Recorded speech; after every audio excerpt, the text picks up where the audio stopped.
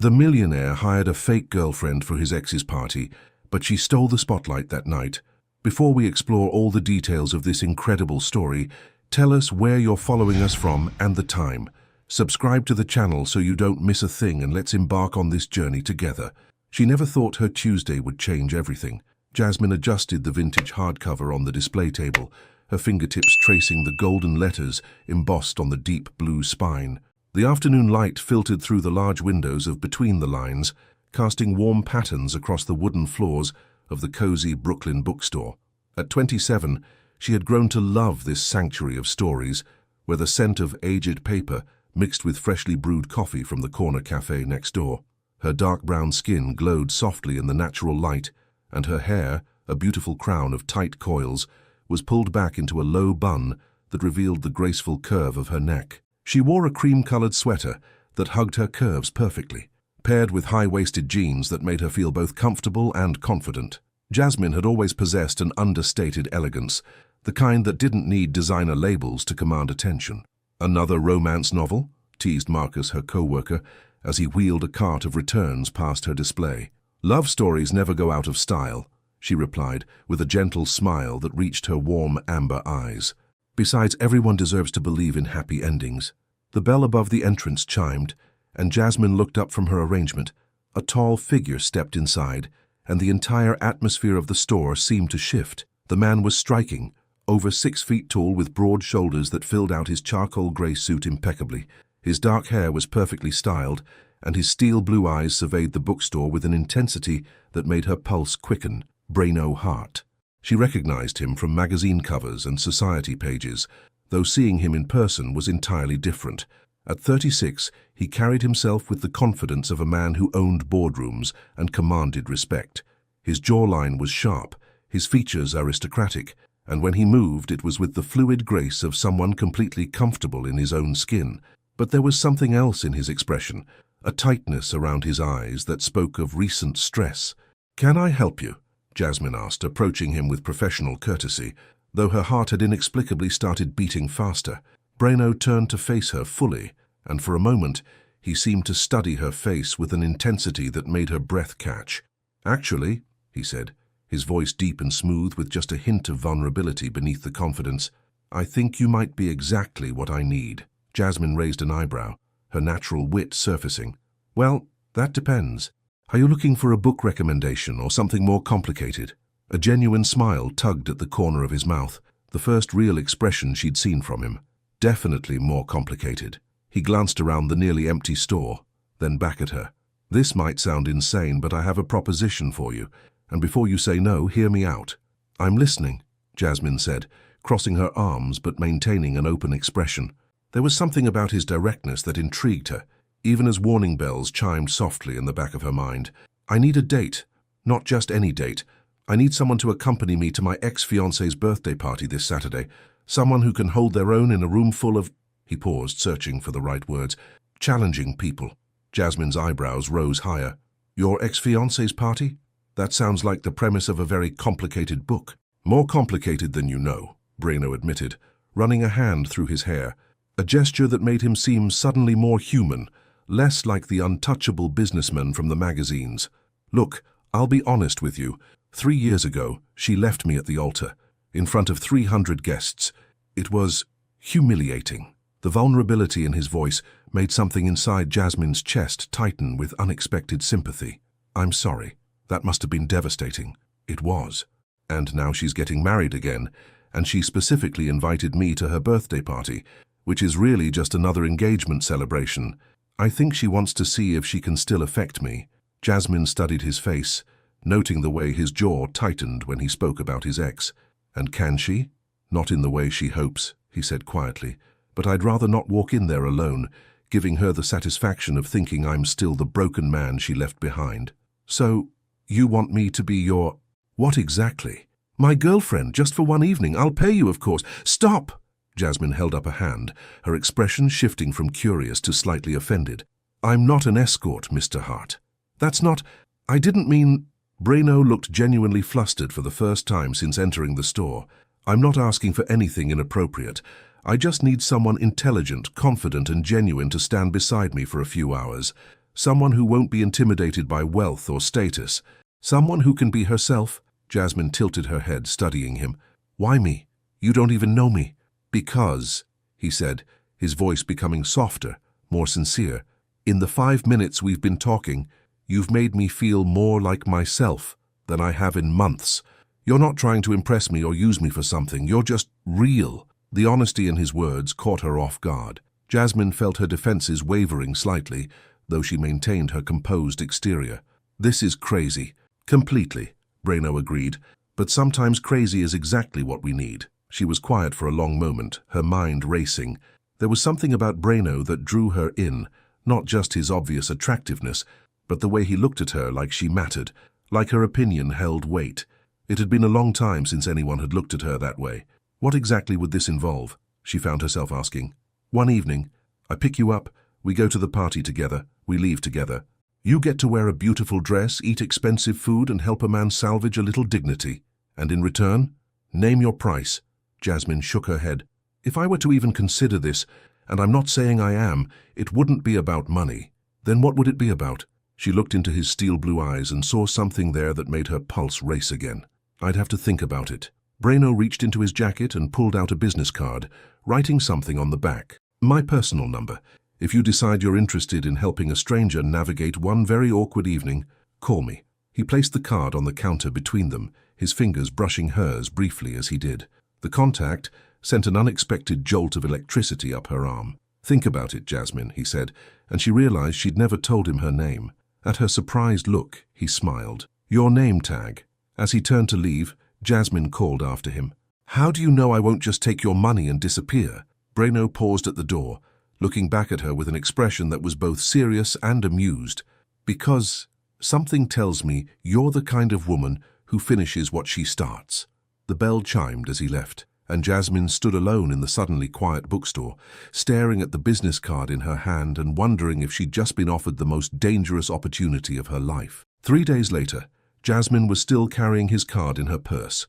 She pulled it out for the dozenth time while waiting for her coffee at Sunrise Cafe, the small corner shop where she grabbed her morning latte before work. The morning rush had died down, leaving only the gentle hum of the espresso machine and the soft jazz playing overhead.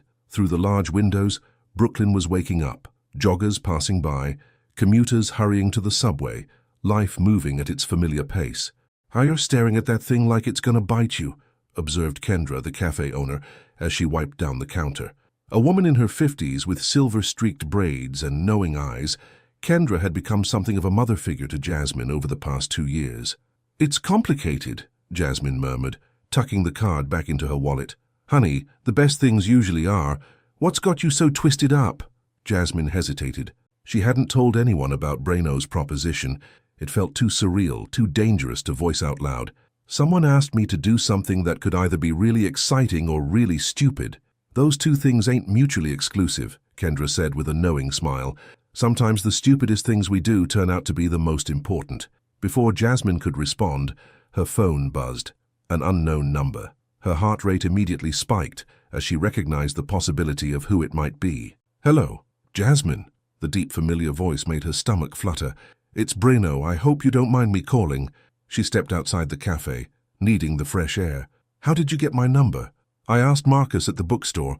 I told him I wanted to buy you coffee to thank you for helping me find a book. There was a pause and she could hear the smile in his voice. He was very protective of you, by the way. Made me promise I wasn't a creep. Despite herself, Jasmine laughed. And what did you tell him? That I was probably a little bit of a creep, but harmless.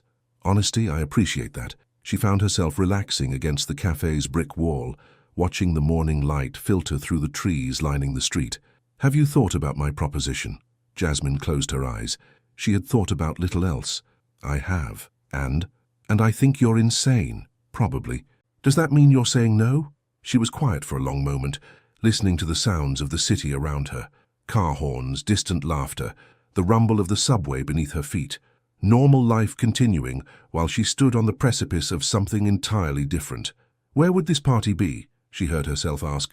The Metropolitan Club, Upper East Side. Of course it would be somewhere she'd never set foot. And you're sure this isn't some elaborate scheme to kidnap me or sell my organs? His laugh was warm and genuine. I promise your organs are safe with me. though I can't guarantee your sanity will be intact after spending an evening with Manhattan's social elite. What time would you pick me up? 7 o'clock. The party starts at 8, but I like to arrive fashionably late. Makes an entrance. Jasmine found herself picturing it, walking into an elegant ballroom on the arm of a man like Breno Hart, feeling the weight of eyes watching them, wondering who she was and where she'd come from. The thought should have terrified her. Instead, it sent a thrill through her that she couldn't quite explain. "I'll need a dress," she said before she could stop herself. There was a pause on the other end. "Does that mean you're saying yes?" "It means I'm saying maybe. A very cautious maybe." "I'll take it. And Jasmine, don't worry about the dress. I'll take care of everything." "I can buy my own dress, thank you." "I'm sure you can, but consider it part of the arrangement. Besides," his voice softened, "I want you to feel beautiful." The sincerity in his words caught her off guard. "I already feel beautiful." "Good. Then I want everyone else to see what I see." Heat rose in her cheeks, and she was grateful he couldn't see her reaction. "You're very smooth, Mr. Hart." "Breno." "And I'm not trying to be smooth, I'm trying to be honest." A comfortable silence fell between them, filled with the unspoken possibility of what Saturday night might bring. "Can I ask you something?" Jasmine said finally. "Anything. Why is this so important to you? This party, proving something to your ex, why does it matter?" Breno was quiet for so long, she thought the call might have dropped. When he spoke again, his voice carried a weight she hadn't heard before. "Because for 3 years I've been living like a man with something to prove, building walls, keeping people at arm's length, convincing myself that being alone was better than being vulnerable. But lately," he trailed off. "Lately what?" "Lately I've been wondering if maybe I've been so focused on protecting myself that I've forgotten how to actually live." His honesty surprised her. This wasn't the confident businessman from the magazines. This was a man admitting to his own fears, his own loneliness. "And you think one evening with a fake girlfriend is going to fix that?" "No," he said quietly, "but I think it might be a start." Jasmine felt something shift inside her chest, a recognition of shared loneliness that she hadn't expected. She thought about her own carefully constructed life, safe job, predictable routine, walls built around her own heart to keep disappointment at bay. "Okay," she said before she could change her mind. "Okay, I'll do it. One evening. But I have conditions." "Name them." "First, this is purely pretend. We're clear about that going in. Crystal clear. Second, if I feel uncomfortable at any point, I can leave." "Of course." "And third," she hesitated, then decided to be as honest as he had been. "I need you to know that I'm not usually the kind of person who does things like this, so if I seem nervous or out of place—" "Jasmine," his voice was gentle, reassuring, "you could never be out of place. And nervous is fine, we'll figure it out together." Something about the way he said "together" made her heart skip. "So what happens now?" she asked. "Now I send a car to pick you up tomorrow afternoon. We'll go shopping for your dress, maybe grab dinner, and I'll fill you in on everything you need to know about Saturday night." A whole afternoon together? That wasn't part of the deal. Consider it a rehearsal. Besides, she could hear the smile in his voice again. "If we're going to convince anyone we're together, we should probably know more about each other than each other's names." He had a point. "Fine, but I choose the restaurant." "Deal. Text me your address and any dietary restrictions, and Jasmine?" "Yeah? Thank you for saying yes."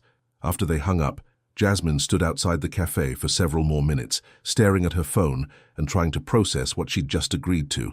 In less than 48 hours, she would be entering a world she'd only seen in movies, on the arm of a man who made her pulse race just by saying her name.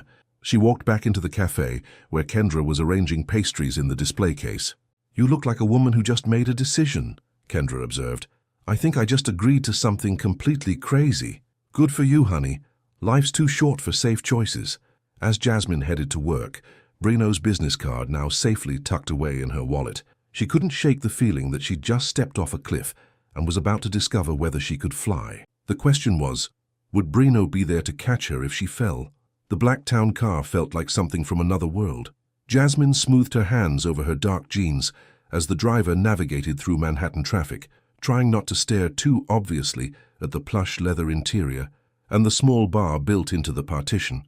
She'd dressed carefully that afternoon, a soft burgundy blouse that brought out the warm undertones in her skin, paired with her favorite black ankle boots. Confident but not trying too hard, her phone buzzed with a text from Breno.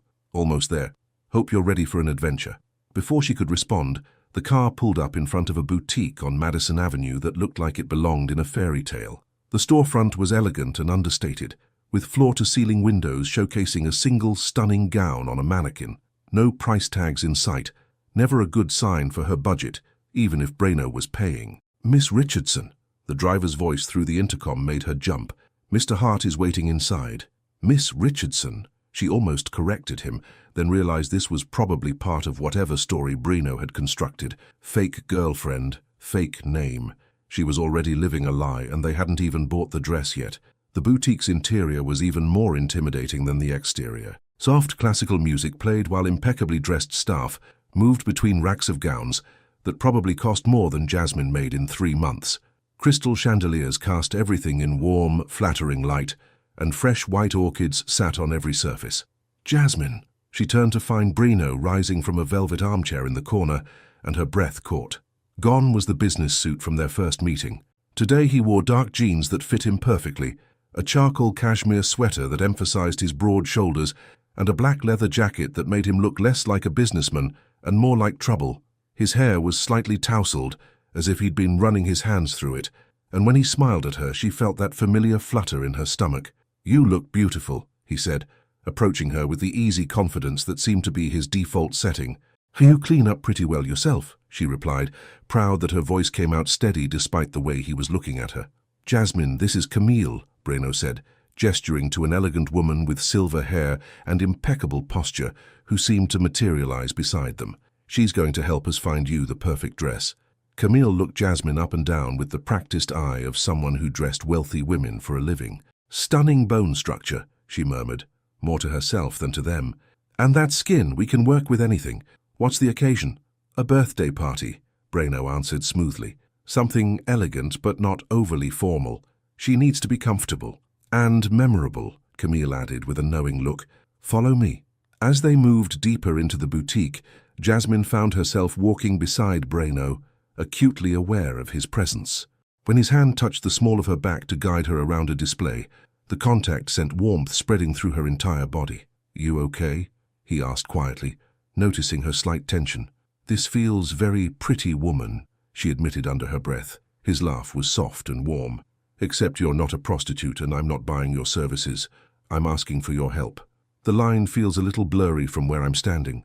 Breno stopped walking and turned to face her fully, his steel blue eyes serious. "If you want to leave, we can leave right now. No questions asked, no hard feelings." There was something in his expression, complete sincerity, no manipulation, that made her realize he genuinely meant it. He would walk away from his plan, from the party, from whatever point he was trying to prove, if she felt uncomfortable. "No," she said softly.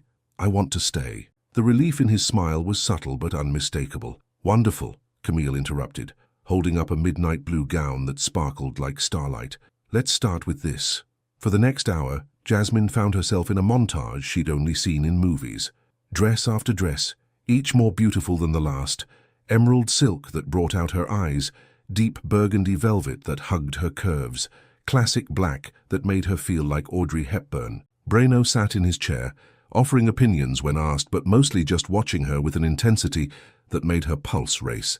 "That one's beautiful," he said, when she emerged in a champagne-colored gown with delicate beading. "But it's not you." "What do you mean, not me?" "It's safe, pretty, elegant, completely appropriate, but it doesn't—" He gestured vaguely, searching for words. "It doesn't capture who you are." Jasmine looked at herself in the three-way mirror. He was right. The dress was gorgeous, but she felt like she was playing dress-up rather than embodying something true to herself. "I think I have just the thing," Camille said, disappearing into the back of the store. When she returned, she was carrying a dress that made Jasmine's breath catch. It was a deep forest green that seemed to shimmer between emerald and jade, depending on how the light hit it. The cut was elegant but modern, off the shoulder with a fitted bodice that would emphasize her curves and a flowing skirt that moved like water. "Now this," Camille said with satisfaction, "this is for a woman who isn't afraid to be noticed." Jasmine took the dress into the fitting room, and the moment she slipped it on, she knew this wasn't just a dress. It was armor.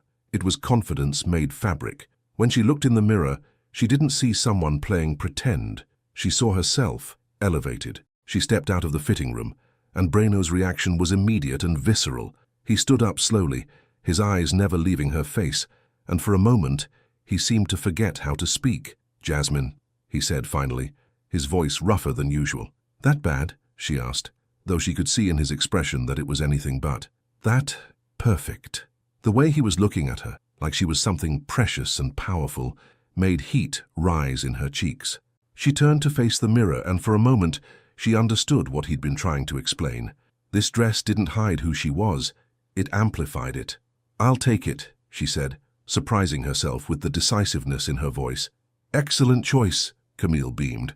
"Now let's talk about accessories." About another hour passed in a blur of shoes, strappy heels that made her legs look endless, jewelry, simple diamond earrings that caught the light perfectly, and a small clutch that completed the ensemble.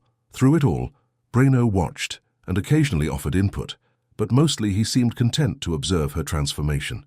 "I feel like Cinderella," Jasmine admitted as they prepared to leave the boutique, garment bags in hand. "Cinderella was pretending to be something she wasn't," Breno said as he held the door open for her. "You're just letting people see what was always there." They walked to his car, a sleek black BMW that somehow managed to be both understated and obviously expensive, and he held the passenger door open for her. "Hungry?" he asked as he settled into the driver's seat. "Starving. Where are we going?" "That's up to you. You said you got to choose the restaurant." Jasmine grinned, suddenly feeling mischievous. "You might regret giving me that power." 20 minutes later, Breno found himself sitting across from her in a tiny Ethiopian restaurant in Brooklyn, looking completely out of place and absolutely charmed by it. "This is not what I expected," he admitted, watching her demonstrate how to use injera bread to scoop up the spiced lentils. "What did you expect? Something with white tablecloths and a wine list I couldn't pronounce. And instead you get communal eating and honey wine." She took a sip of tej from her glass. "Disappointed?" "The opposite." He tried to follow her lead with the bread, making a mess of it, and her laugh was so genuine and infectious that he found himself laughing too. "This is the most fun I've had in months, even though you're probably getting lentils on that expensive sweater. Especially because I'm getting lentils on this expensive sweater." They talked through dinner, about books, travel, family, dreams deferred and dreams still chased. Jasmine learned that Breno had wanted to be an architect before inheriting his father's investment firm, that he still sketched buildings in his spare time, that he'd never been to Ethiopia but had always wanted to visit. Breno discovered that Jasmine had studied literature in college, that she wrote poetry in a journal she kept hidden under her bed, that she'd grown up with her grandmother after her parents died in a car accident when she was 12. "I'm sorry," he said quietly when she shared that last detail. "It was a long time ago. And my grandmother, Nana Corinne, she was amazing. Taught me that strength isn't about never falling down. It's about getting back up with grace." "She sounds like she raised an incredible woman." The sincerity in his voice made her heart flutter again. "She would have liked you." "How can you be sure?" "Because she always said the measure of a man wasn't in what he had, but in how he treated people who couldn't do anything for him." Jasmine met his eyes across the small table. "You've been nothing but kind to me, even though you barely know me. Maybe that's exactly why." The words hung between them, loaded with possibility, and something that felt dangerously close to the truth. As they walked back to his car, bags from the boutique in hand, Jasmine realized that somewhere between the dress fitting and the honey wine, this had stopped feeling like a business arrangement. The man walking beside her, pointing out architectural details of buildings they passed, wasn't the intimidating businessman from the magazines. He was funny and thoughtful and surprisingly vulnerable, and she was in serious danger of forgetting that Saturday night was supposed to be pretend. "Thank you," she said as he started the car, "for today. The dress, dinner, all of it. Thank you for saying yes to all of it." As Brooklyn blurred past the windows, Jasmine caught her reflection in the passenger side mirror. Tomorrow she would go back to being a bookstore clerk in jeans and sweaters. But Saturday night she would be the woman in the green dress, walking into a world of wealth and privilege on the arm of a man who made her forget her own name. The question was, when the evening was over and the dress was hanging in her closet, would she be able to go back to being just Jasmine, or had she already crossed a line she couldn't uncross? Only one way to find out. Saturday arrived like a storm Jasmine wasn't prepared for. She spent the morning in her small but cozy apartment, trying to calm her nerves with familiar routines.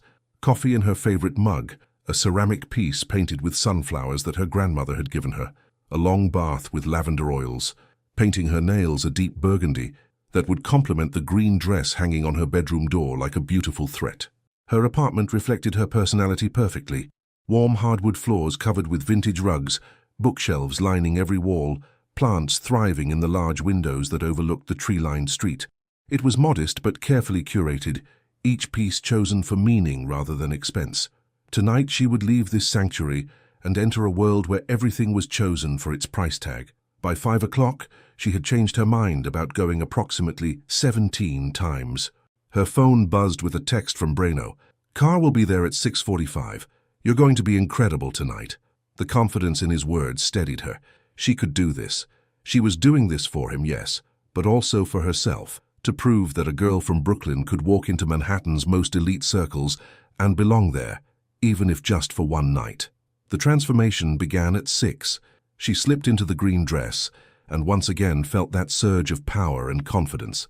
The fabric hugged her curves perfectly, the color making her dark skin glow, and her amber eyes seemed to sparkle. She'd spent extra time on her makeup, subtle but striking, with a bold lip that matched her nails. Her hair was styled in soft waves that cascaded over one shoulder, leaving the other bare to show off the elegant line of her neck and the diamond earrings Breno had insisted on.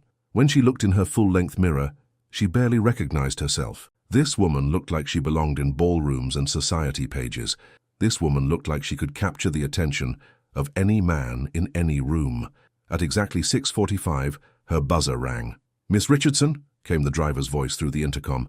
"Mr. Hart is here for you." Jasmine grabbed her clutch, took one last look at her reflection and whispered, "Here goes nothing."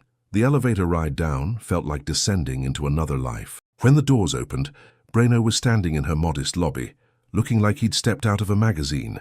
His black tuxedo was perfectly tailored, emphasizing his broad shoulders and lean waist. His hair was styled to perfection, and when he turned to face her, his steel blue eyes widened with something that looked dangerously close to awe. For a moment, neither of them spoke. "Jasmine," he said finally, his voice rough with emotion.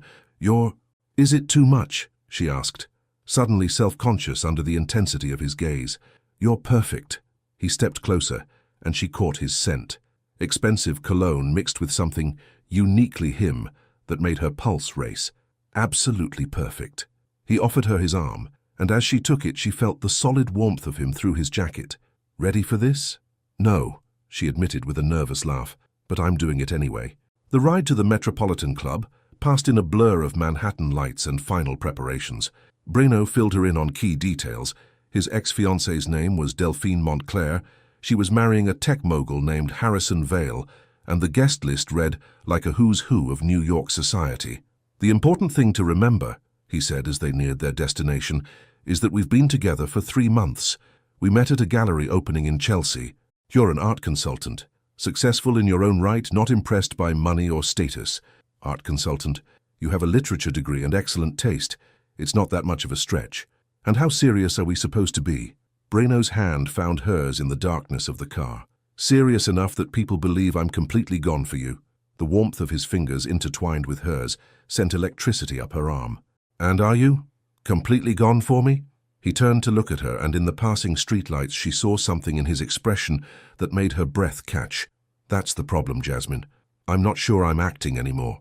Before she could respond, the car pulled up in front of the Metropolitan Club, and suddenly there were valets and doormen, and the kind of grandeur that belonged in movies, not in her real life. Breno stepped out first, then offered her his hand. The moment her heels touched the sidewalk, she felt the transformation complete itself. She was no longer Jasmine, the bookstore clerk. Tonight, she was Jasmine Richardson, art consultant, the woman who had captured the heart of Breno Hart. The ballroom was a vision of old-world elegance, crystal chandeliers casting warm light over marble columns, fresh white orchids and roses arranged in towering displays, a string quartet playing softly in one corner. Women in designer gowns glided across the room like graceful swans, while men in perfectly tailored tuxedos stood in small groups discussing business and politics, and every single eye turned to watch them enter. "Breathe," Breno whispered against her ear, his hand warm and steady at the small of her back. "I am breathing," she whispered back. "Good, because you're about to meet Delphine." Jasmine followed his gaze across the room to where a stunning blonde woman in a white dress, of course it was white, was holding court near the champagne fountain.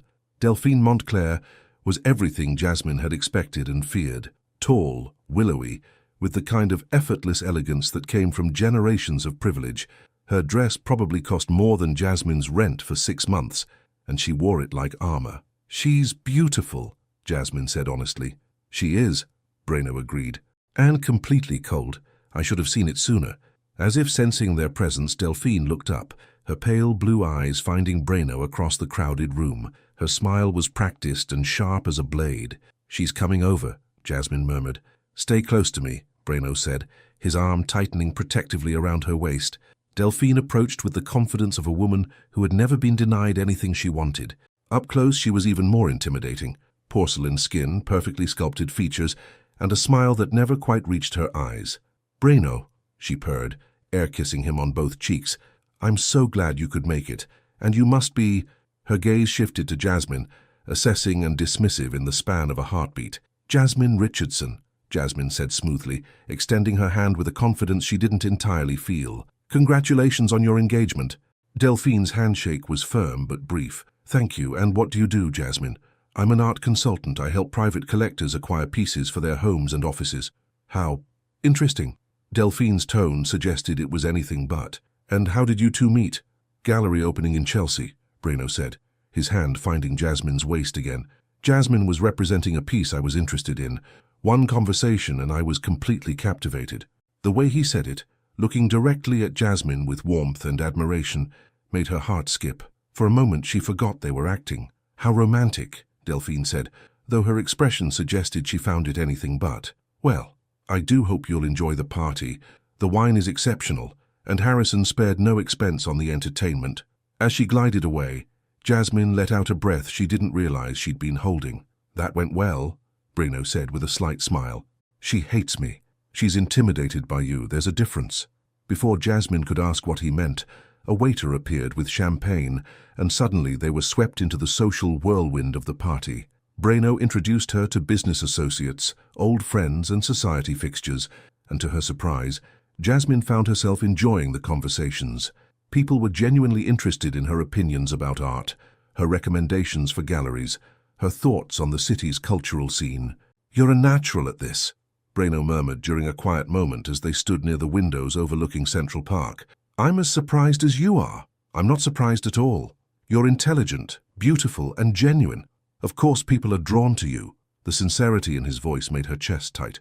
"Breno, dance with me," he said suddenly, extending his hand as the string quartet began playing something slow and romantic. The dance floor was small and intimate, surrounded by flickering candles.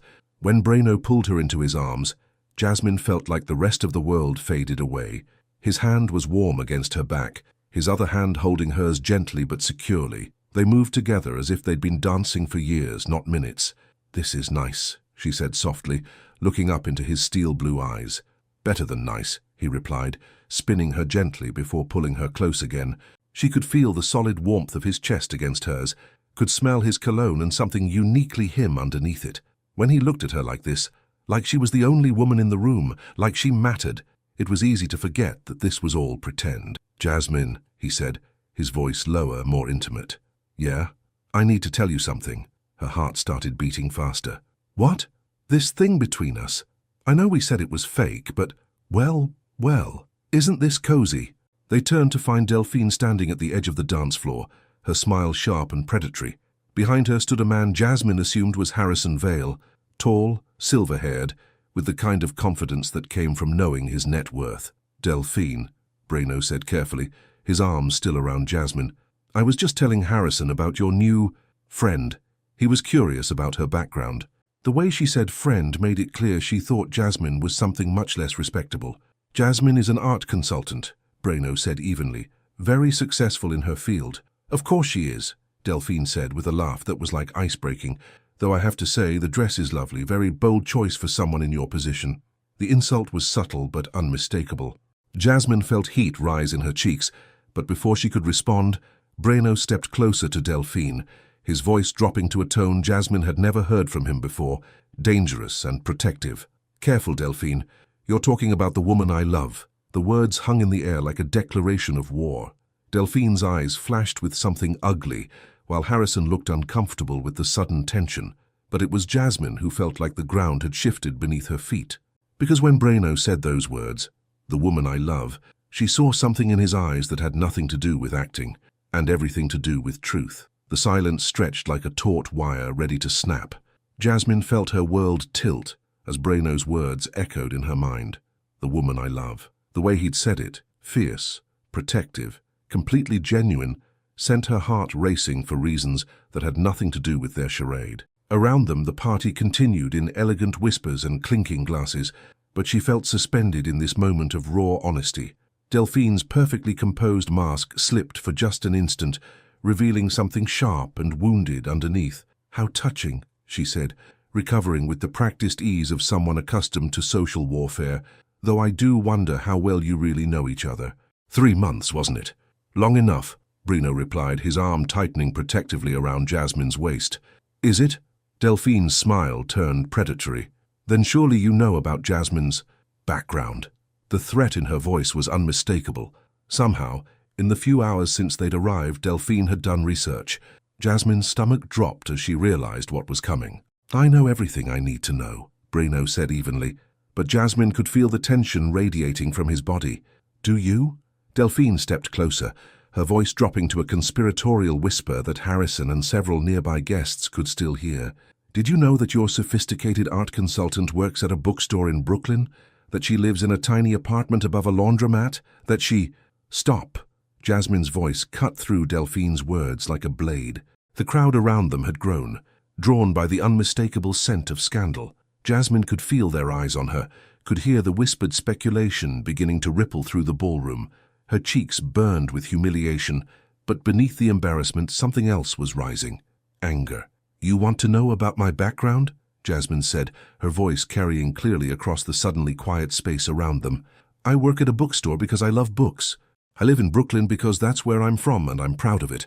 And yes, my apartment is small, but it's mine, and I've earned every square foot of it." She stepped forward, and to her satisfaction, Delphine actually took a step back. "But what you don't know," Jasmine continued, her voice gaining strength, "is that I put myself through college on scholarships and work-study programs, that I read 5 languages and can discuss art, literature, and culture with anyone in this room, that I've never needed anyone to buy me a dress or a life to feel worthy."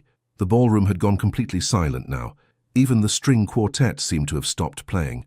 "And most importantly," Jasmine said, looking directly into Delphine's pale blue eyes, "I would never leave someone I claim to love standing at an altar, humiliated in front of everyone they cared about." The gasp that went through the crowd was audible. Delphine's face went white, then flushed red with fury. "How dare you, ladies!" Harrison finally stepped forward, clearly uncomfortable with the scene his fiancée had created. "Perhaps we could—" "No." Delphine's voice was sharp with rage. "I want to know who this woman really thinks she is, coming into our world and acting like she belongs here." "Your world?" Jasmine's laugh was soft, but carried an edge that made several people shift uncomfortably. "I'm sorry, I thought this was America, where people were judged by their character, not their zip code." She looked around at the faces surrounding them, some hostile, some curious, but many showing something that looked like admiration. "I may not have grown up with money," Jasmine continued, "but I was raised to treat people with respect regardless of their circumstances, to value kindness over cruelty and substance over surface. If that doesn't qualify me for your world, then I'm not sure I want to be part of it anyway." The silence that followed was deafening. Then, from somewhere in the crowd came the sound of someone clapping. Slowly, others joined in, until a significant portion of the guests were applauding. Delphine looked around wildly, clearly not expecting this response. "This is ridiculous." "What's ridiculous," said a voice from the crowd, "is that you invited your ex-fiancé to your engagement party just to humiliate him, and instead ended up showing everyone exactly why he's better off without you." The speaker was an elegant older woman with silver hair and kind eyes, someone Jasmine didn't recognize but who clearly carried weight in this social circle. "Cordelia," Delphine started. "No, dear. I've known your family for years, and this behavior is beneath you." Cordelia moved gracefully through the crowd toward Jasmine and Breno. "And you, my dear," she said to Jasmine, "have just reminded everyone in this room what real class looks like." More murmurs of agreement rippled through the gathering. Delphine looked around desperately, realizing that her attempt to humiliate Jasmine had backfired spectacularly. "Come, Harrison," she said finally, her voice tight with barely controlled fury. "I need some air." As they walked away, the crowd began to disperse, but many people approached Jasmine and Breno to introduce themselves properly, to compliment Jasmine on her grace under pressure, to express their admiration for how she'd handled herself. "That was incredible," whispered a young woman about Jasmine's age. "I've been wanting to say something like that to Delphine for years." "She had it coming," agreed her companion. "Did you see her face when you mentioned the altar? Priceless." As the immediate excitement died down and conversations returned to normal party chatter, Breno guided Jasmine toward a quieter corner of the ballroom. "Are you okay?" he asked, his hands gently framing her face. "I think so." Jasmine was surprised to find that she was.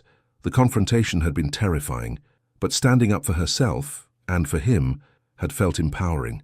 "Though I probably just burned any bridges I might have wanted to build in Manhattan society." "Are you kidding? Half the people here are probably going to be calling you tomorrow wanting to be your friend. You just did what most of them have wanted to do for years but never had the courage." "You think so?" "I know so. You were magnificent, Jasmine. Absolutely magnificent." The pride in his voice made her chest tight with emotion. "I couldn't let her talk about you like that. About us like that." "Us?" Breno's voice was soft, questioning. Jasmine realized what she'd said, and suddenly the weight of everything that had happened tonight crashed down on her. The way he'd looked at her when she came downstairs, the feeling of dancing in his arms, the way he'd said, "the woman I love," like he meant it. "Breno," she started, but he shook his head. "Not here," he said quietly. "Too many people watching." "But Jasmine." "What?" "What I said to Delphine. About loving you." His steel blue eyes were serious, vulnerable. "I need you to know that wasn't part of the act." Her breath caught. "What are you saying?" "I'm saying that somewhere between Wednesday afternoon in your bookstore and right now, this stopped being pretend for me. I'm saying that when I look at you, I don't see a fake girlfriend. I see the most incredible woman I've ever met." The ballroom seemed to fade away around them. The elegant party, the designer gowns, the crystal chandeliers, none of it mattered. All that mattered was this man looking at her like she was his entire world. "Breno, I know this is crazy. I know we agreed this was temporary, just for tonight. But I can't pretend anymore that what I feel for you is fake." Jasmine felt tears prick at her eyes. "You don't know me. Not really. You know the version of me in this dress, in this world, but I know you read 5 languages and put yourself through college. I know you choose Ethiopian restaurants over fancy Manhattan establishments. I know you stand up to bullies even when you're scared. I know you're kind to bookstore customers and protective of the people you care about." His thumb traced gently across her cheekbone. "I know you well enough to know that I'm falling in love with you." The words hung between them, honest and terrifying and beautiful. "This is insane," Jasmine whispered. "Completely. We've known each other for 4 days. Best 4 days of my life. I work in a bookstore. You're a millionaire. And you just proved that doesn't matter to anyone who matters." She looked around the ballroom at the people who had applauded her, who had seen something in her worth defending. Maybe Breno was right. Maybe the differences that seemed so important on paper didn't actually matter in real life. "So what happens now?" she asked. "Now we leave this party," Breno said, taking her hand, "and we figure out what comes next. Together." As they walked toward the exit, Jasmine caught sight of Delphine across the room, watching them with undisguised hatred. But for the first time all evening, Jasmine wasn't intimidated. She had found her voice tonight, had discovered a strength she didn't know she possessed. And she had found something else, too, the possibility of a love that was real, complicated, and worth fighting for. The question was, when they left this magical ballroom and returned to the real world, would what they'd found together survive the harsh light of day? The car ride back to Brooklyn felt like descending from a dream. Jasmine sat beside Breno in the back of the town car, her fingers still trembling slightly from the adrenaline of the confrontation. The city lights blurred past the windows as they crossed back into her world, away from crystal chandeliers and marble columns, toward familiar brownstones and corner bodegas. The elegant dress that had made her feel like royalty now seemed almost too much for the modest streets of her neighborhood. "You're quiet," Breno observed, his voice soft in the darkness between them. "I'm processing." Jasmine smoothed the green silk of her skirt, trying to organize her thoughts. "Everything that just happened, it feels surreal." "Which part? Standing up to Delphine or me telling you I'm falling in love with you?" Her heart skipped at the directness of his question. "Both. All of it." The driver turned onto her street, and reality came rushing back. Tomorrow was Sunday. She had laundry to do, groceries to buy, a normal life to return to. Meanwhile, Braino would go back to his penthouse, his business meetings, his world of wealth and influence. Jasmine. His hand found hers in the darkness. Talk to me. What are you thinking? I'm thinking that tonight was incredible, and I'm thinking that we're about to get out of this car and return to completely different worlds. The car pulled up in front of her building, a pre-war walk-up with a red brick facade and fire escapes zigzagging down the front. It was charming in its own way, but compared to the grandeur they'd just left, it felt almost absurdly ordinary. Would you like to come up? She asked, then immediately second-guessed herself. I mean, it's just a regular apartment, nothing like what you're used to. Jasmine. Braino's voice was gentle, but firm. Stop apologizing for who you are. I want to see where you live. I want to see your world. They climbed 3 flights of stairs, her heels echoing in the narrow hallway. As she fumbled with her keys, Jasmine felt suddenly nervous in a way she hadn't at the party. There, she'd been playing a role, wearing armor made of silk and confidence. Here, she would just be herself. Welcome to my humble apartment, she said, opening the door and stepping aside to let him in. Braino stepped into her living room and stopped, taking it all in. The space was small but thoughtfully arranged. Bookshelves covering nearly every wall, a comfortable reading chair by the window, plants thriving in ceramic pots, artwork from local artists covering the remaining wall space. Soft lamps cast warm light over everything, making it feel cozy rather than cramped. It's perfect, he said quietly. It's tiny. It's you. He turned to face her, his steel blue eyes warm with something that looked like wonder. It's warm and thoughtful and beautiful. Just like you. Jasmine felt her defenses crumbling. Can I get you something? Coffee, wine? I think I have some wine. Jasmine. He stepped closer, his hands reaching up to gently cup her face. Stop. Just stop for a minute. She took a shaky breath, looking up into his eyes. I don't know how to do this. Do what? This. Whatever this is between us. I don't know how to be the woman who goes to parties at the Metropolitan Club and then comes home to Brooklyn. I don't know how to bridge that gap. Maybe you don't have to bridge anything. Maybe I come to Brooklyn. The suggestion caught her off guard. Your life is in Manhattan. Your business, your friends, your whole world. My world has been pretty empty lately, he admitted. Until you. He was standing so close now that she could see the flecks of darker blue in his eyes, could smell his cologne mixed with something uniquely him.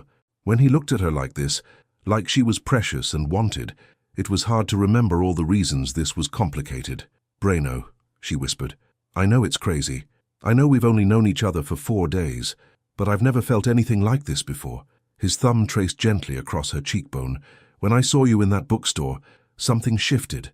When you called me on my bullshit at dinner, when you chose that Ethiopian restaurant, when you stood up to Delphine tonight, you've been changing everything about how I see the world.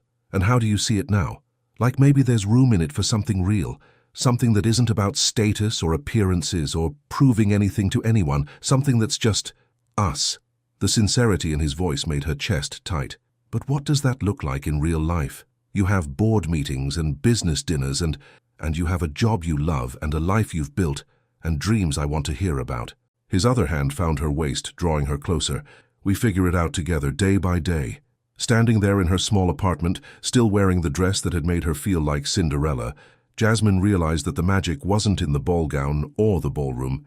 It was in the way Braino looked at her kitchen table, like it was just as valuable as any boardroom conference table. It was in the way he touched her books with reverence, as if understanding that they were windows into her soul. I'm scared, she admitted. Of what? Of this being too good to be true, of waking up tomorrow and discovering that tonight was just a beautiful fantasy. Then let me prove it's not. He leaned closer, his forehead resting against hers. Let me take you to breakfast tomorrow. Not somewhere fancy, somewhere you choose.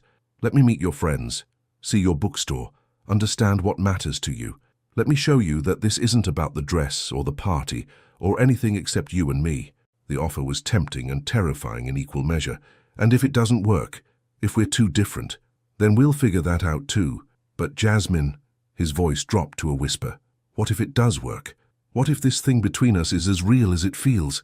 She looked into his eyes and saw her own hope reflected back at her. Maybe he was right.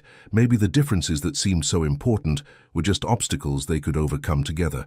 Okay, she said softly. Okay? Breakfast. Tomorrow. But I choose the place.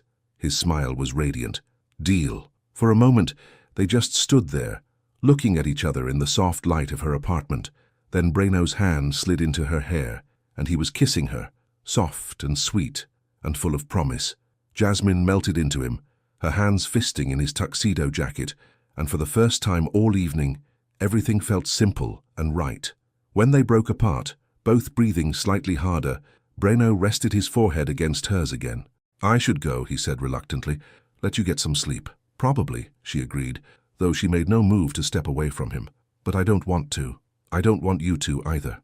They stood there for another long moment, caught between desire and the knowledge that they had time, that this didn't have to be rushed or perfect right away.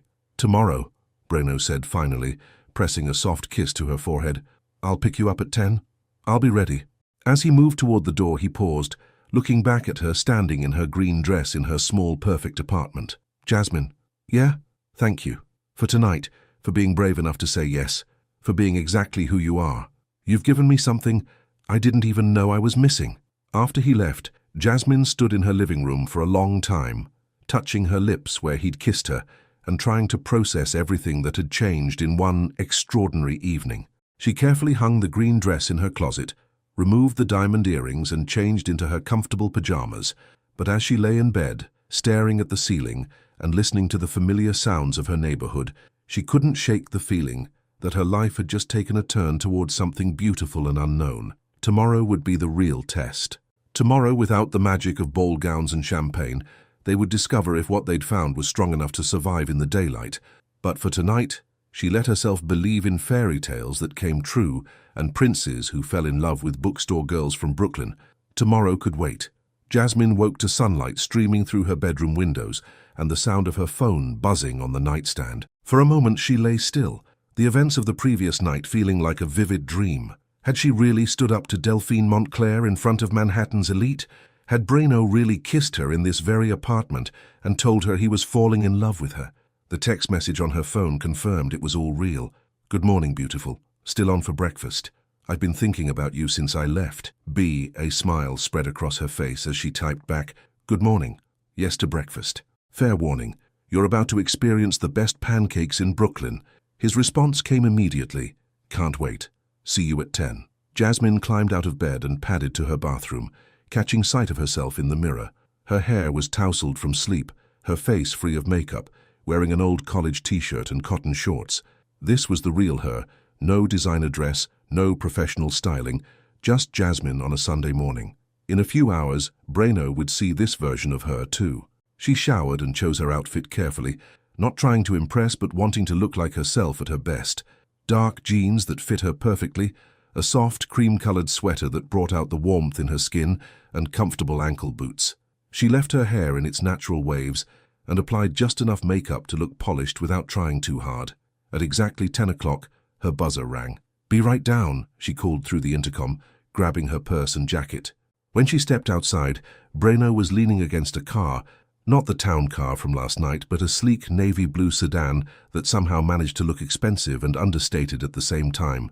He was dressed casually in dark jeans and a grey button-down shirt with the sleeves rolled up, a black leather jacket completing the look. Seeing him in her neighborhood, on her street, made her heart flutter all over again. "Hi," she said, suddenly feeling shy. "Hi, yourself." He pushed off from the car and approached her, his eyes warm with appreciation. "You look beautiful. Even without the designer dress?" "Especially without the designer dress."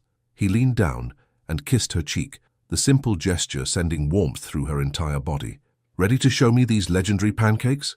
They walked the 6 blocks to Beatrice's kitchen, a small diner that had been a neighborhood institution for 40 years.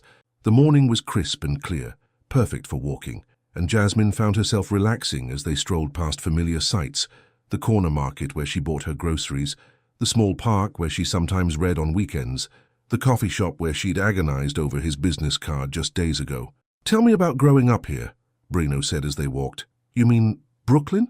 I mean your life, your family. What made you who you are?" Jasmine glanced at him, surprised by the genuine interest in his voice. "You really want to know?" "I want to know everything." So she told him about her parents, who had been teachers and had filled their small apartment with books and music and laughter until the car accident that changed everything, about moving in with her grandmother, Nana Corinne, who had been a seamstress with magic fingers and an indomitable spirit. About working multiple jobs to pay for college, about falling in love with literature, about choosing the bookstore job because she'd rather make less money doing something she loved than more money being miserable. "She sounds incredible, your grandmother," Bruno said as they approached the diner. She was. "She taught me that elegance isn't about what you wear or where you live. It's about how you treat people and how you move through the world." "Smart woman." "She would have liked you," Jasmine said, then stopped walking. "Actually, no, she would have been suspicious of you at first." Bruno laughed. "Suspicious? Why?" "Because she always said to be wary of men who were too handsome and too smooth.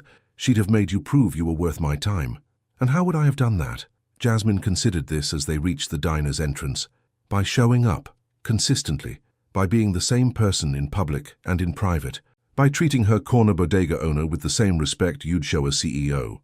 Good standards," Bruno said, holding the door open for her. Beatrice's kitchen was exactly what a neighborhood diner should be. Mismatched chairs, vinyl booths with a few cracks, the smell of bacon and coffee and home. The walls were covered with photos of regular customers, local high school sports teams, and handwritten thank you notes from people who'd found comfort in Beatrice's welcoming embrace. "Jasmine," called out a voice from behind the counter. "Haven't seen you in a couple weeks, honey." "Hi, B." Jasmine waved at the woman who had been running the diner for as long as anyone could remember. Beatrice was in her 60s, with silver hair always pulled back in a practical bun, and the kind of warm smile that made everyone feel like family. "And who's this handsome man?" Beatrice asked, eyeing Bruno with the protective interest of someone who'd watched Jasmine grow up. "Bruno Hart," he said, extending his hand. "Very pleased to meet you." Hart. Beatrice shook his hand while studying his face. "Why do I know that name?" "He's in business," Jasmine said quickly, shooting Bruno a look that said, "Please don't mention being a millionaire." Beatrice's expression suggested she wasn't entirely convinced, but she led them to a booth by the window. "Well, any friend of Jasmine's is welcome here. Coffee, please," they both said. As Beatrice bustled away, Bruno looked around the diner with obvious appreciation. "This place is perfect. It's not much to look at. It's real. It's honest." He reached across the table and took her hand. "Like you." The simple touch sent warmth up her arm, and Jasmine marveled at how natural it felt to sit here with him, in her world, without any pretense or performance. "Can I ask you something?" she said. "Anything. Last night, when you said you were falling in love with me, did you mean it? Or was it just the moment, the party, the whole fairy tale atmosphere?" Bruno was quiet for a moment, his thumb tracing across her knuckles. "Do you want the honest answer?" "Always." "I meant it, and sitting here with you now in this diner, seeing you in your element, I mean it even more." Her heart did a little flip. "Even though I'm not wearing diamonds and silk? Especially because you're not wearing diamonds and silk. Jasmine, what you don't understand is that last night, you weren't playing a role. You were just being yourself in a fancy dress. The woman who stood up to Delphine, who made everyone in that ballroom fall a little bit in love with her. That was all you." Before she could respond, Beatrice returned with coffee and her order pad. "What'll it be, kids?" "The blueberry pancakes," Jasmine said, "with extra blueberries." "Same for me," Bruno added. "Good choice," Beatrice approved. "Jasmine's got excellent taste. In food, anyway. Jury's still out on men." She winked and walked away, leaving Bruno laughing and Jasmine blushing. "She's protective of you," he observed. "This whole neighborhood is. When you don't have family, you create it. And this is your family?" Jasmine looked around the diner, at Beatrice bustling between tables, at the regular customers reading newspapers and chatting with friends, at the photos on the walls documenting years of community and connection. "Part of it, yeah." Bruno followed her gaze, and she could see him taking it all in, really seeing it, not just looking at it. "I can't remember the last time I felt part of a community like this." "What do you mean?" "My world. It's all business relationships and social obligations. People know me because of my money or my connections. I can't remember the last time someone cared about me just because I was me." The vulnerability in his voice made her chest tight. "That sounds lonely." "It is. It has been. Until now." Their eyes met across the small table, and Jasmine felt that electric connection again, the sense that despite their different backgrounds, they understood each other in some fundamental way. "Bruno," she said softly. "Yeah? If we're going to do this, really do this, I need you to know that this is my life. Sunday morning diners and neighborhood barbecues and corner bookstores. I'm not going to change who I am to fit into your world. I don't want you to change. I want you to show me how to be part of yours." The sincerity in his voice took her breath away. "And what about your world? Your business? Your responsibilities? We'll figure it out. Together." He squeezed her hand gently. "I'm not saying it will be easy, but I think maybe I've been living in the wrong world anyway." Before she could ask what he meant, Beatrice arrived with their pancakes, fluffy stacks topped with fresh blueberries and a generous drizzle of maple syrup. "Eat up," she said. "And Breno, you treat our girl right, you hear?" "Yes, ma'am," he said solemnly. As they ate, the conversation flowed as easily as it had the night they'd had Ethiopian food. They talked about books and travel, about dreams and fears, about the small moments that made life beautiful. Breno told her about his architecture sketches, about buildings he'd never designed but still dreamed about. Jasmine shared her poetry, reading him a short piece she'd written about the way morning light hit her bedroom wall. "You're incredibly talented," he said when she finished. "It's just a hobby. Maybe it doesn't have to be." The suggestion hung between them, full of possibility and promise. As they finished their pancakes and lingered over coffee, Jasmine realized that this, sitting in a Brooklyn diner on a Sunday morning, talking about everything and nothing, felt more romantic than any fancy dinner or elegant ballroom. "What are you thinking about?" Breno asked, noticing her thoughtful expression. "I'm thinking that if someone had told me a week ago that I'd be having breakfast with a millionaire who actually wants to be here, I'd have thought they were crazy. And now? Now I'm thinking that maybe the best things in life really do come when you least expect them." Breno smiled, that warm, genuine expression that made her heart skip. "I couldn't agree more." As they prepared to leave, Beatrice came over with the check, but Breno had already placed cash on the table, enough to cover breakfast and a generous tip. "Thank you for the hospitality," he told her. "You come back any time," Beatrice said, then turned to Jasmine with a knowing look. "I like this one, honey. He's got good manners and he looks at you like you hung the moon." Walking back toward Jasmine's apartment, Breno took her hand, their fingers intertwining naturally. "So what happens now?" she asked. "Now," he said, stopping to face her under the morning sun, "we see what comes next, day by day, just like we said. And if it gets complicated, then we figure it out together." He was looking at her with such tenderness, such certainty, that Jasmine felt her last defenses crumbling. Maybe this was crazy, maybe it was too fast, too different, too unlikely, but maybe, just maybe, it was also exactly right. Standing on her familiar Brooklyn street, holding hands with a man who saw beauty in her simple world, Jasmine realized that some fairy tales didn't end at midnight. Some of them were just beginning. 3 weeks later, Jasmine was discovering that falling in love was both easier and harder than she'd ever imagined. The easy part was everything about Breno himself. The way he brought her coffee from Sunrise Cafe every morning before work, having memorized exactly how she liked it. The way he listened to her read poetry aloud in her apartment on quiet evenings, his steel blue eyes never leaving her face. The way he'd started keeping architecture books at her place, sketching building designs while she organized inventory at the bookstore. The hard part was everything else. "Jasmine, there's someone here to see you," Marcus called from the front of Between the Lines, his voice carrying a note she'd never heard before, something between awe and confusion. She looked up from the children's section, where she'd been creating a new display, brushing dust off her dark jeans and adjusting her soft lavender cardigan. It was Thursday afternoon, typically one of their quieter times, perfect for reorganizing and restocking. Walking toward the front of the store, she stopped short when she saw the woman waiting by the counter. Tall, impeccably dressed in a charcoal business suit that probably cost more than Jasmine's monthly rent, with platinum blonde hair pulled back in a severe chignon. Everything about her screamed money and power. "Are you Jasmine Richardson?" the woman asked, her voice crisp and professional. "It's just Jasmine, and you are?" "Venetia Sterling. I represent the Hart family interests." She extended a business card with the kind of confidence that suggested she was used to people knowing exactly who she was. Jasmine's stomach dropped. "I see. What can I do for you, Mrs. Sterling?" "I think we should speak privately. Perhaps there's an office?" "Whatever you have to say, you can say it here," Jasmine replied, though she was acutely aware of Marcus hovering nearby, obviously listening to every word. Venetia's smile was sharp as a blade. "Very well.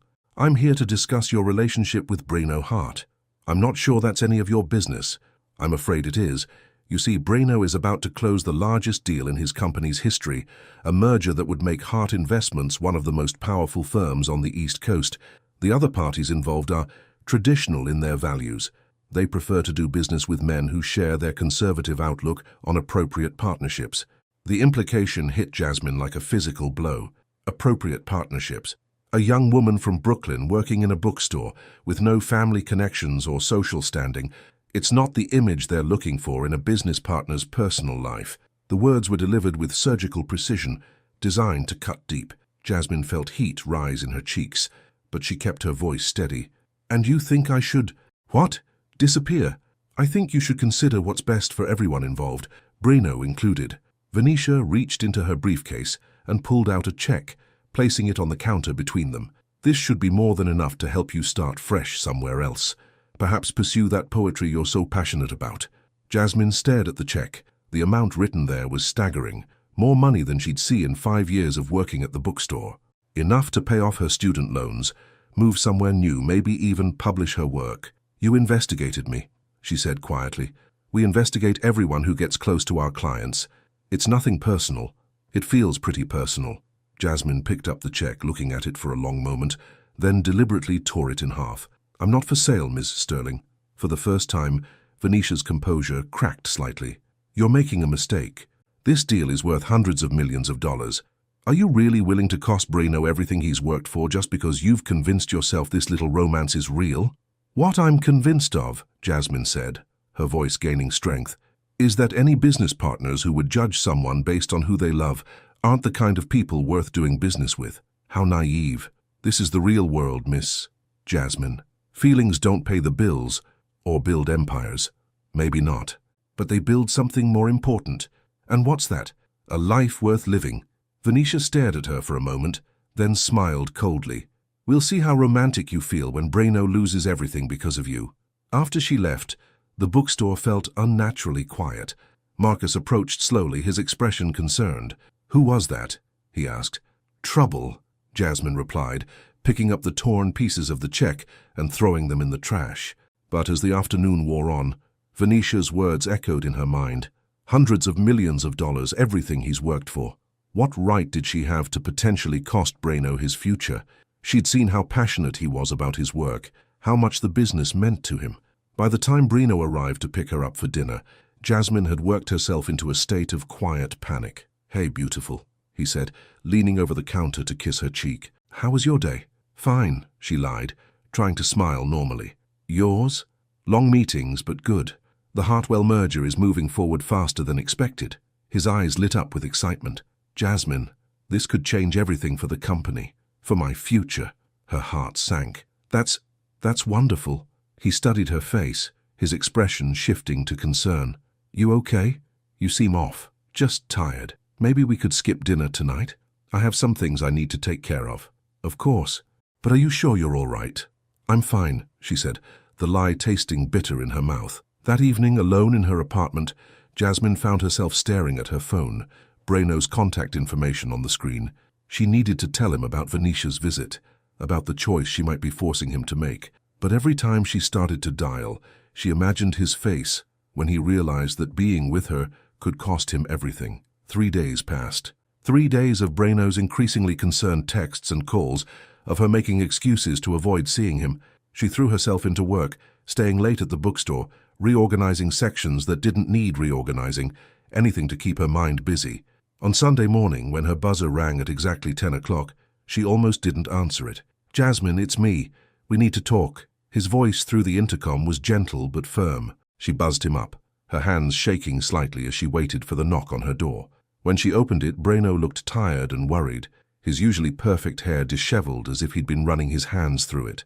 "What's going on?" he asked without preamble. "You've been avoiding me for 3 days, and don't tell me you've been busy, because Kendra at the cafe said you haven't even been getting your morning coffee." "You talked to Kendra. I've been worried sick. I thought something happened to you." He stepped into her apartment, closing the door behind him.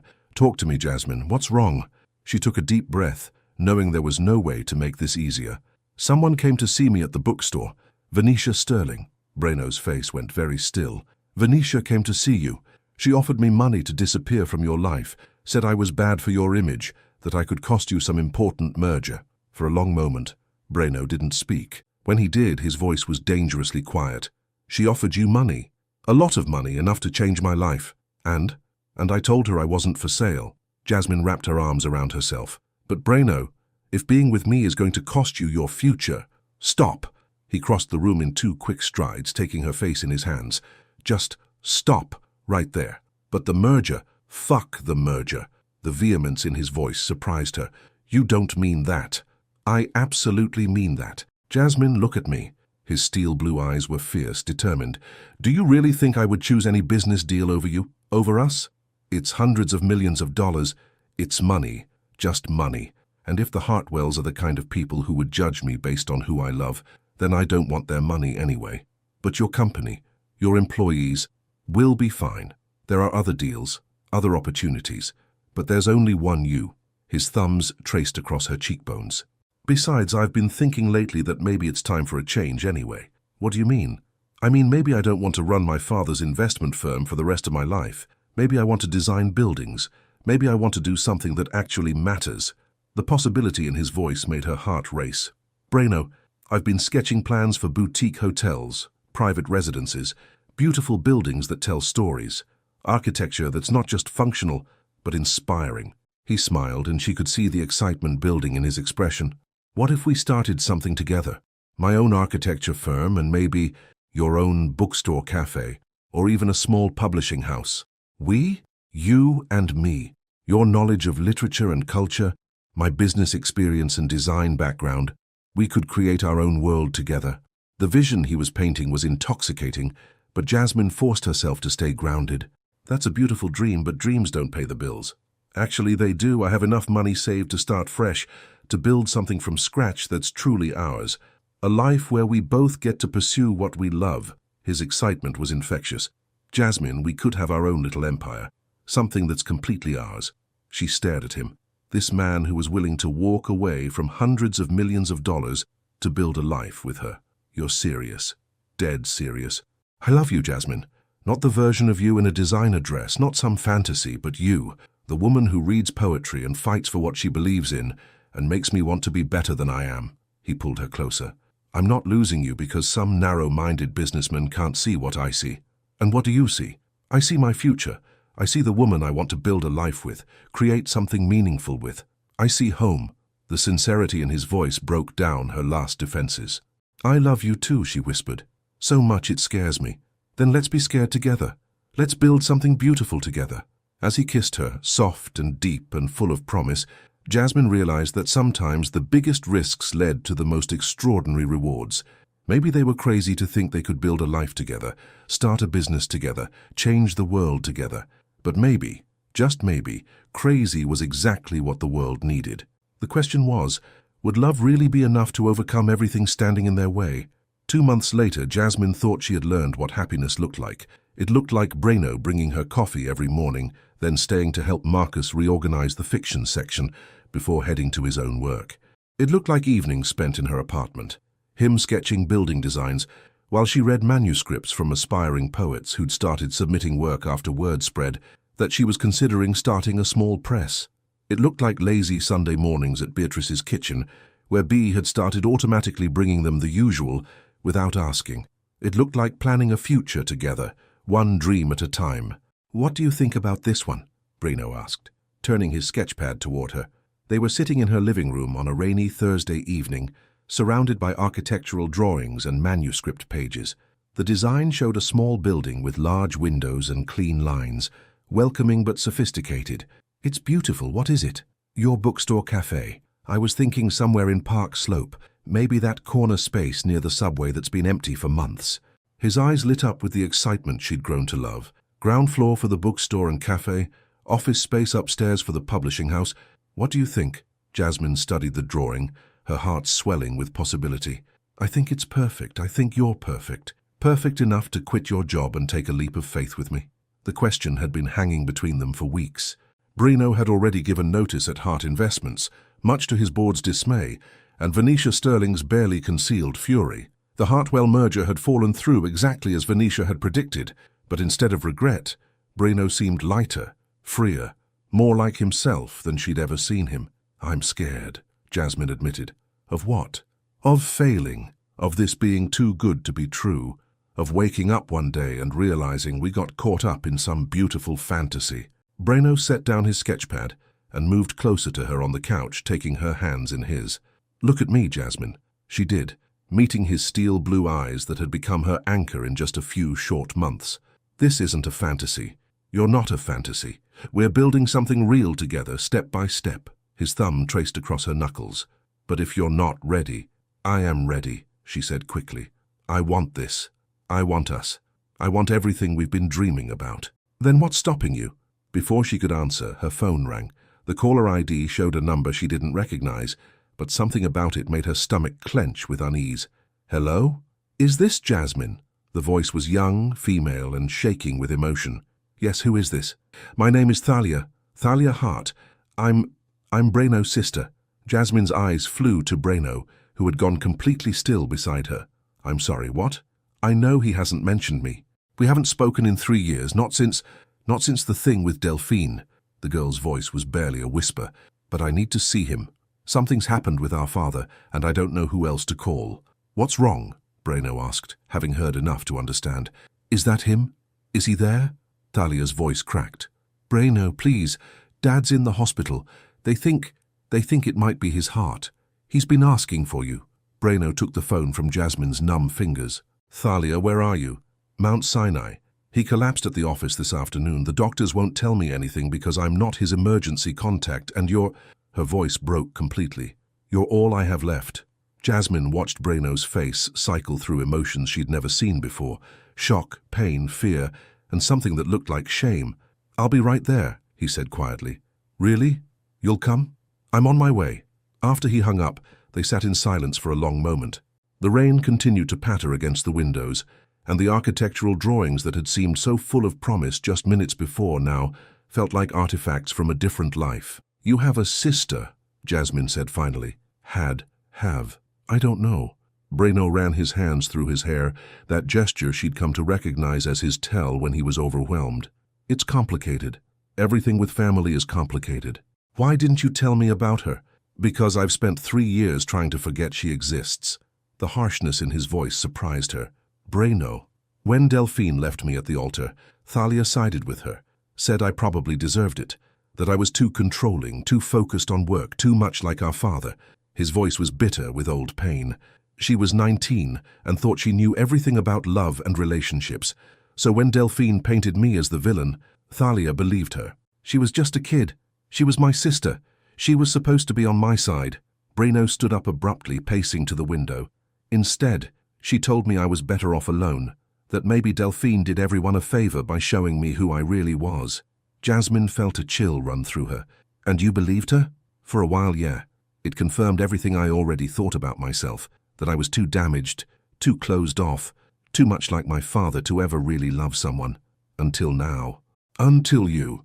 He turned back to face her, and the vulnerability in his expression made her chest tight. "You made me believe I could be different. Better. You are different. You are better. Am I? Or am I just the same selfish bastard who's about to abandon his dying father because I'm too proud to forgive a scared 19-year-old girl who said things she probably didn't mean?" The question hung between them, heavy with implication. Jasmine could see the war playing out in Breno's expression. Love against pride, forgiveness against old wounds. "What do you want to do?" she asked softly. "I want to stay here with you and pretend none of this is happening. I want to keep planning our future and forget about my past. But she's still my sister, and he's still my father, no matter how complicated things are between us." Jasmine stood and crossed to him, placing her hands on his chest. "Then go. Be with your family. Come with me." The request caught her off guard. "Breno, I can't. This is about you and your family. I don't belong." "You belong with me. Wherever I am, you belong." His hands framed her face. "I can't do this without you, Jasmine. I'm not strong enough to face all of this alone. You are strong enough. You're the strongest person I know. Not without you, not anymore." His eyes were pleading. "Please, I need you." Looking into his face, seeing the fear and pain he was trying so hard to hide, Jasmine realized this was one of those moments that would define everything between them. She could stay safe in her apartment, let him handle his family drama alone, keep their beautiful bubble intact, or she could step into his world completely, with all its complications and old wounds and messy truths. "Okay," she said quietly. "I'll come with you." Relief flooded his features. Thank you. But Braino, you need to know. Whatever happens at that hospital, whatever your family thinks of me or us, I'm not going anywhere. This isn't just about tonight. This is about us building a life together, and that means dealing with the complicated parts too. I know, I want that, all of it. As they gathered their coats and prepared to leave for the hospital, Jasmine couldn't shake the feeling that they were about to step into something that would change everything between them. Meeting his family, seeing him in the context of his past, confronting the wounds that had shaped him, it felt like the real test of everything they'd built together. The rain had intensified by the time they reached the street, and as they climbed into a taxi, Jasmine realized that their perfectly planned evening had just become completely unpredictable. Whatever happens, she said, taking his hand as the city blurred past the windows, we face it together. Together, he agreed, but his voice carried a note of uncertainty that made her wonder if either of them truly understood what they were walking into. The hospital loomed ahead of them, all white lights and antiseptic promises, and Jasmine had the sudden, terrible feeling that the beautiful life they'd been building was about to be tested in ways neither of them had anticipated. Some storms, she realized, you couldn't plan for. You could only hold tight to what mattered most and hope it was strong enough to survive whatever came next. The fluorescent lights of Mount Sinai Hospital made everything look stark and unforgiving. Jasmine walked beside Braino through the sterile corridors, their footsteps echoing off polished floors that smelled of disinfectant and fear. She could feel the tension radiating from him with every step, his jaw clenched, his shoulders rigid, his hand gripping hers like she was the only thing keeping him anchored. She should be in the cardiac waiting area, he said quietly, his voice hoarse with emotion he was trying to suppress.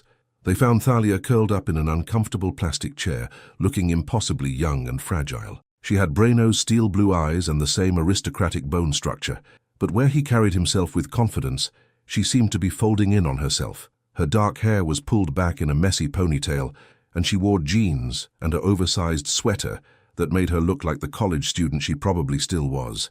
When she saw Braino, her face crumpled with relief and guilt in equal measure. "You came," she whispered, standing on unsteady legs. "Of course I came."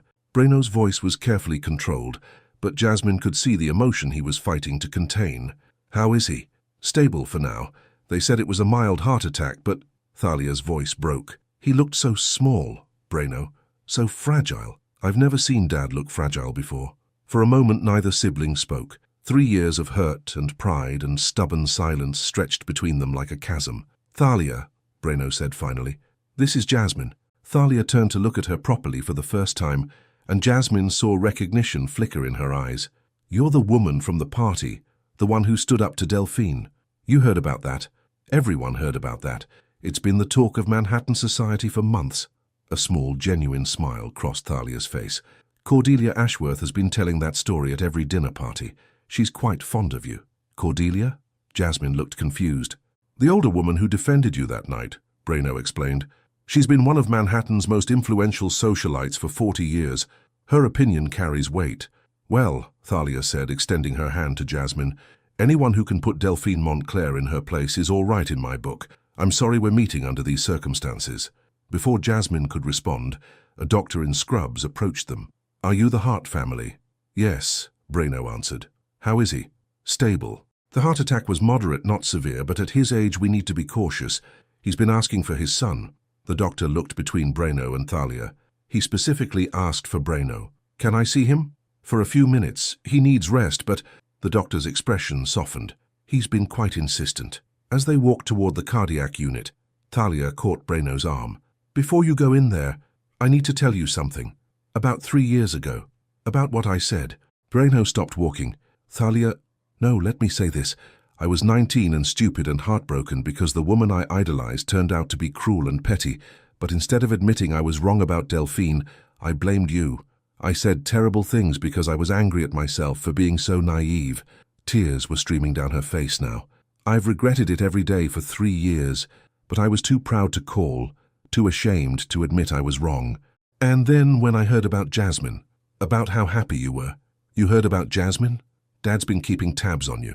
He's proud of you, Braino, even if he's too stubborn to say it. When he heard you'd walked away from the business to start your own firm, that you'd found someone who made you laugh again," Thalia wiped her eyes. "He said maybe his son had finally learned something he never could." "What's that supposed to mean?" That love is more important than pride. The words hit Breno like a physical blow. Jasmine watched his face cycle through emotions. Surprise, pain, hope, fear. Thalia, he said quietly, I said some terrible things too. I was hurt and angry, and I took it out on you when you were just a kid trying to figure out the world. Can you forgive me? Can you forgive me? They stared at each other for a moment. Then Thalia threw her arms around her brother, and suddenly they were both crying and laughing and holding each other like they used to when they were young. I missed you so much, Thalia whispered against his shoulder. I missed you too, little sister. Watching them reconcile, Jasmine felt her heart swell with emotion. This was what family looked like, messy and complicated and absolutely worth fighting for. Mr. Hart, the nurse appeared beside them. Your father is ready to see you now. Breno looked at Jasmine, uncertainty flickering in his eyes. Will you come with me? Are you sure? This is about you and your father. You're part of my life now, part of my family. His hand found hers, steady and sure. I want him to meet the woman I'm going to marry. The words hung in the air like a declaration. Jasmine's breath caught, her heart racing as she processed what he'd just said. Breno, she whispered, I know we haven't talked about it officially, but Jasmine, these past few months with you have been the best of my life. I want forever with you. I want to build our dreams together, face whatever comes together. His steel blue eyes were fierce with conviction. I want you to be my wife. Before she could respond, Thalia cleared her throat.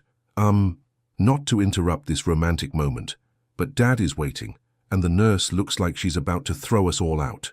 Breno laughed, the sound breaking some of the tension. We'll continue this conversation later? Definitely, Jasmine managed, her heart still pounding from his unexpected proposal.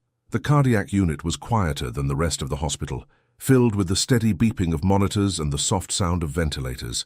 When they reached room 314, Breno paused outside the door, gathering himself. Together, Jasmine reminded him softly. Together, he agreed. The man in the hospital bed was clearly Breno's father, the same aristocratic features, the same steel blue eyes, though his were dimmed by exhaustion and medication. Despite being hooked up to various monitors, he still managed to look formidable, like a king holding court from his sickbed. About time you got here, he said, his voice gravelly but strong. I was beginning to think you decided to let the old man die alone. Hello, Dad.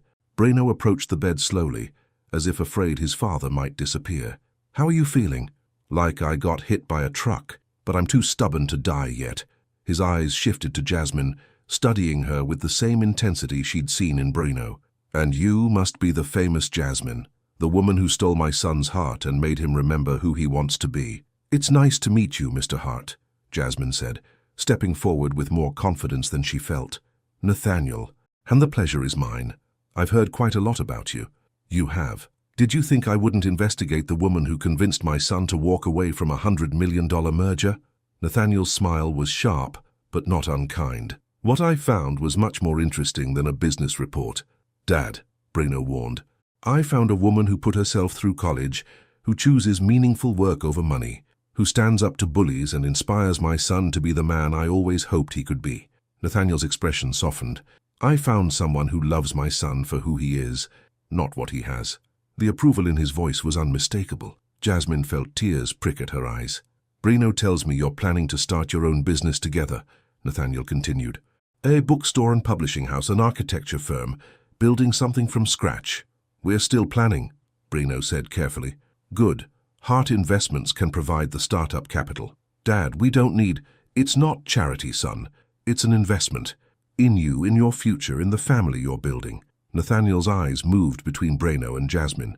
Call it my engagement gift. The words hung in the air, loaded with meaning and possibility. Engagement? Jasmine said faintly. Oh, he hasn't made it official yet. Nathaniel looked amused. Well, that's disappointing. I was hoping to plan a wedding from this hospital bed. Give me something to look forward to during recovery. Dad, Breno said, but he was laughing now, the tension finally breaking. Don't dad me. Life's too short for hesitation, son. Trust me, I should know. Nathaniel looked directly at Jasmine. He loves you, you know, more than I've ever seen him love anything or anyone.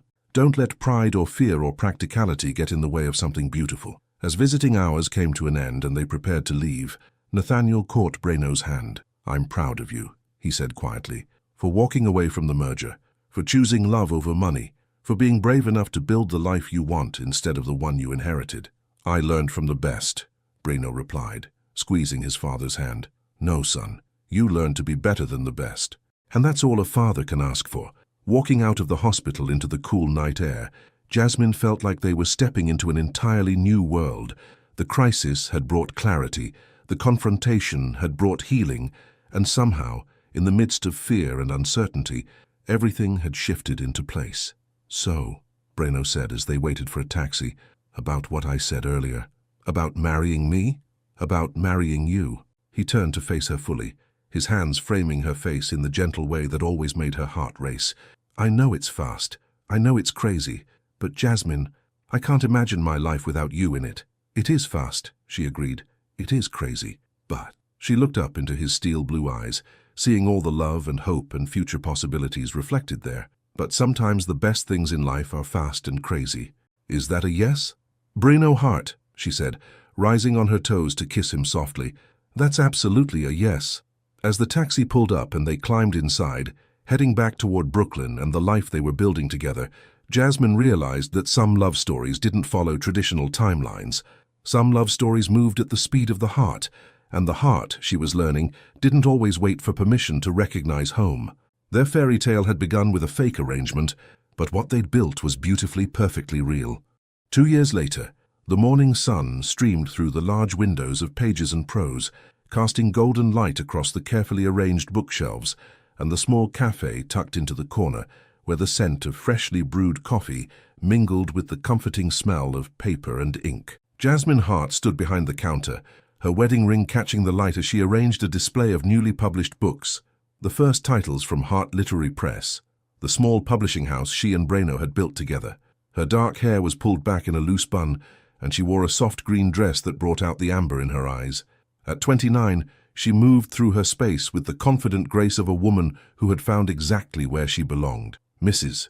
Hart, called Isla, the young barista they'd hired 6 months ago, there's a gentleman here who says he has an appointment with you about a manuscript. Jasmine looked up to see a nervous-looking man in his 50s clutching a worn manila envelope.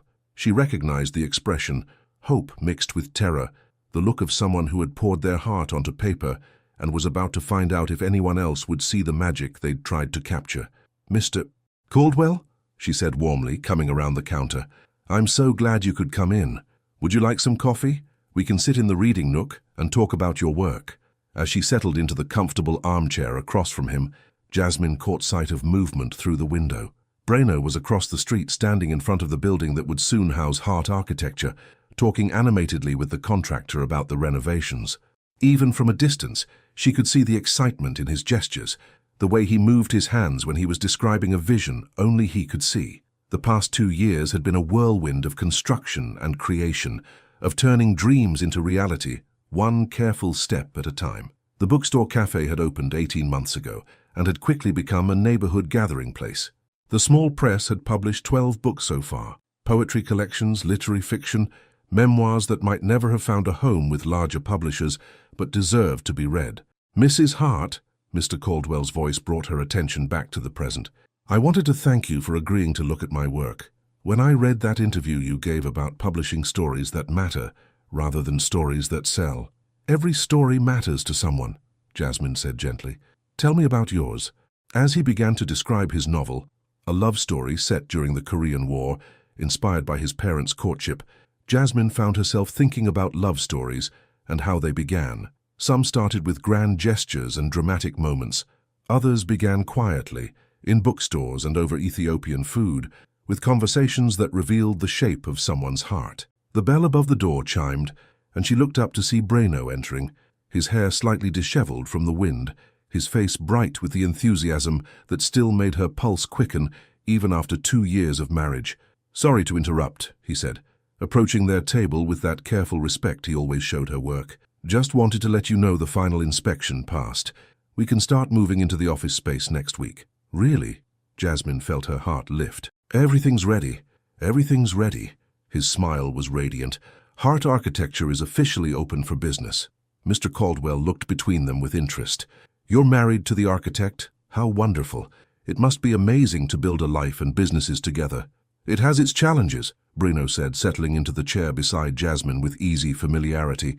But yes, it's pretty amazing. The challenges make it worth it, Jasmine added, her hand finding Bruno's automatically. When you're building something together, the difficult parts just make the foundation stronger. They finished the meeting with Mr. Caldwell. His novel showed promise and would need some editing, but there was real heart in it, and after he left, Jasmine and Bruno sat in the quiet cafe, surrounded by the life they'd created together. "Penny for your thoughts," Bruno said, studying her face with the attention he'd never stopped paying to her moods and expressions. "I was thinking about that night. The party, Delphine, all of it. Regrets? The opposite." Jasmine turned to face him fully. "I was thinking about how sometimes the most unexpected things turn out to be exactly what you need. Like agreeing to be a fake girlfriend for a man you barely knew. Like taking a chance on something that seemed impossible." Bruno reached over and tucked a strand of hair behind her ear, the gesture as tender now as it had been when they were new to each other. "For the record, you were never fake to me. From that first day in the bookstore, you were the most real thing in my life. Even when I was wearing a designer dress and pretending to be an art consultant, especially then, because even in costume you couldn't hide who you really were." His steel blue eyes were warm with memory and love. "You were brave and genuine and beautiful, and you made me remember what it felt like to want something more than success or approval." "And what was that?" "Home. Love. A life that mattered because of who I shared it with." Before Jasmine could respond, the bell chimed again, and Thalia burst through the door, her arms full of flowers and her face bright with excitement. "Sorry I'm late," she called, setting the arrangements on the counter. "But wait until you see what came for you." She handed Jasmine an elegant envelope, heavy paper with beautiful calligraphy, addressing it to Mr. and Mrs. Bruno Hart. "What is it?" Bruno asked, looking over her shoulder as she opened it. "An invitation," Jasmine said, reading the formal script, "to Cordelia Ashworth's annual summer gala. She's asking us to be the guests of honor." "Guests of honor?" Thalia's eyes went wide. "Do you know what that means? Cordelia Ashworth's summer gala is the most exclusive event in Manhattan society. Being guests of honor is like being crowned by the Queen herself." Jasmine looked at the invitation, then at Bruno, and suddenly they were both laughing. "What's so funny?" Thalia demanded. 2 years ago, I was terrified of walking into that world," Jasmine said. "Now they want to honor us." "You changed that world," Bruno said simply. "You showed them that authenticity and kindness matter more than pedigree and bank accounts." "We changed it," she corrected. "Together." "So will you go?" Thalia asked. "Will you accept?" Jasmine looked around the bookstore, their bookstore, with its warm lighting and comfortable chairs, its carefully curated selection of books, and the small press books on display near the register. She looked at Bruno, whose face showed the same contentment she felt, the satisfaction of building something meaningful together. "You know what?" she said finally. "I think we will. But this time, we're going as ourselves. No pretending, no fake anything. Just us." "Just us," Bruno agreed, raising her hand to his lips to press a soft kiss to her wedding ring. "Exactly as we are."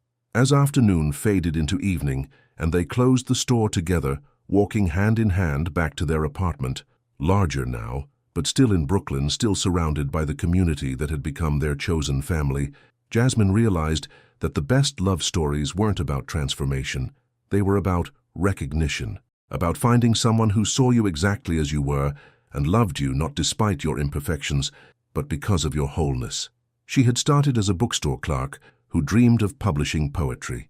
Now she was a successful small press owner, a beloved community member, and the wife of a man who still brought her coffee every morning and still looked at her like she was the most fascinating thing in any room. Some fairy tales, she thought as they climbed the familiar stairs to their home, didn't end with happily ever after. They ended with happily ever continuing, with the understanding that love wasn't a destination, but a journey, and the best journeys were taken hand in hand. Behind them, the lights of Pages and Prose glowed warmly in the Brooklyn evening, a beacon for dreamers and readers, and anyone who believed that sometimes the most beautiful stories were the ones you wrote yourself. Would you have made the same choice? What did this story teach you about love, dreams, and the courage to build something beautiful with another person? Your participation means a lot to the channel. Please share your thoughts in the comments. Thank you so much for watching until the end. If you enjoyed this story, don't forget to subscribe to the channel, leave a like, and comment your thoughts. Your participation is very important to us. See you next time.